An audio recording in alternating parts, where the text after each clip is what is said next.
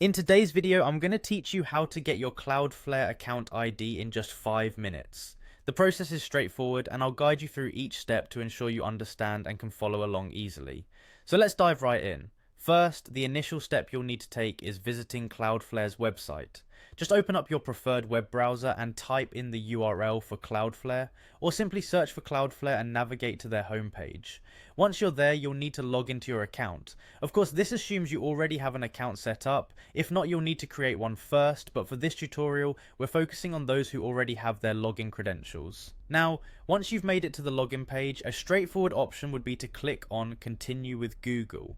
This is a quick and convenient way to bypass the need to remember another username and password combo, especially if you have your Google account already signed in. Simply clicking this button will allow Google to authenticate you seamlessly with your associated email address. Next, you'll be presented with the option to choose your Google account. If multiple accounts are listed, make sure you select the one that is linked to your Cloudflare account. It might seem simple, but accidentally clicking the wrong account can happen, so just double check you're connecting the right Google account. Once logged in, the next step is navigating over to your domain. To do this, on your dashboard you'll see an option for domains listed.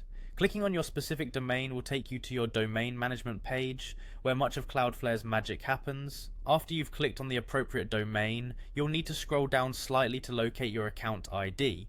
On this page, everything you need is usually neatly organized, but for the account ID, you'll find it on the right hand side. It can be easy to miss at first, as there is a lot of information displayed on each page. You're nearly done now. When you find your account ID, there's a handy feature here that allows you to click and copy it directly.